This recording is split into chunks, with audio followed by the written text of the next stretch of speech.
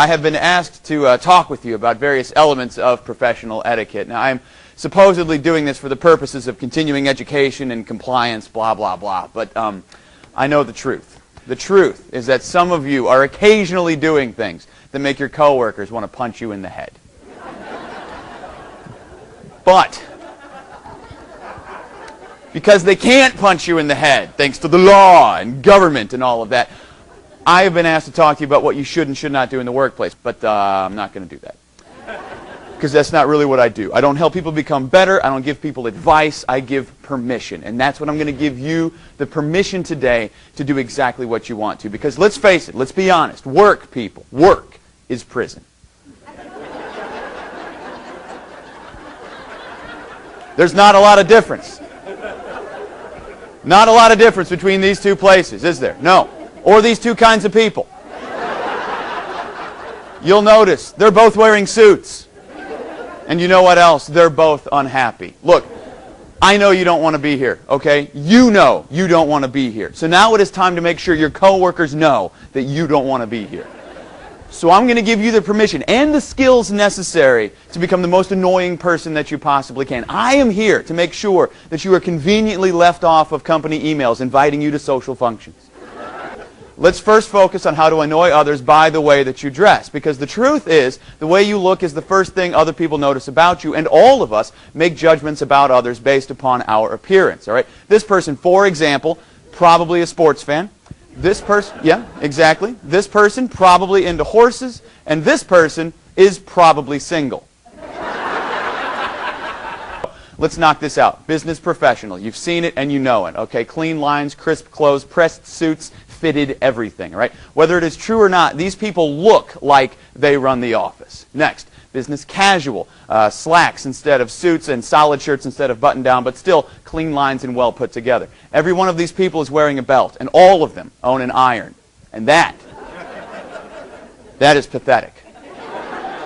None of you should own an iron. Do you know who invented the iron? Neither do I, because he died in obscurity. And that's exactly what he deserved. You shouldn't own an iron or a steamer or a shoehorn or a belt for that matter, okay? A belt, people, is a noose for your waist. A belt is your clothing slowly trying to kill you.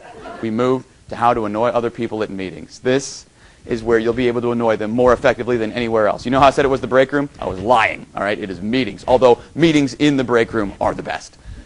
And the reason for that is because you will have at your disposal one of the most annoying tools ever devised by the hand of humankind, your cell phone. You can show up to your meetings late and you can show up unprepared. That'll annoy people. But the best of you are going to spend your entire meeting with your eyes and your hands hiding under the table. Exactly. Trying to hide your phone in that same completely ineffective and obvious way that you tried to pass notes back and forth in 7th grade. Or better yet, people, keep your phone up and out. Yeah. Don't make any attempt to hide it, like some of you do right now.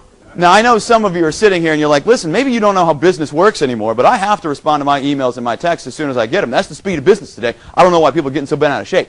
I'll tell you why they're getting bent out of shape. There are two things you need to know about people in order to understand why it annoys people that your cell phone is out during meetings. Number one, everybody honestly believes that they are masters at multitasking.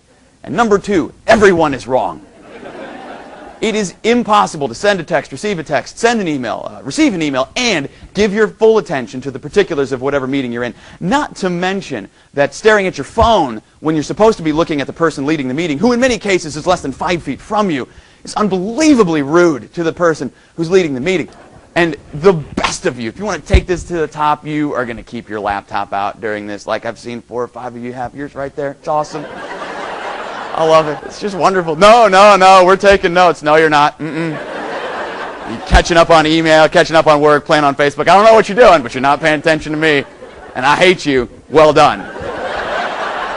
In case you guys are like, was he serious? I was like, no, I wasn't really serious. I could have been serious. Could have spent the whole time I'm with you talking about here's what you should do and here's what you shouldn't. It's so boring. So I did everything backwards, and I hope that's okay. And I think it's safe to say that I didn't tell you guys anything you don't already know, right? I was just reminding you of stuff that everybody knows. And that's fine, because everybody needs reminders from time to time. So here's what I'm reminding you of. Monday through Friday, you spend the majority of your waking life in this building surrounded by these people. In a very real sense, the people you're sitting with right now are your family.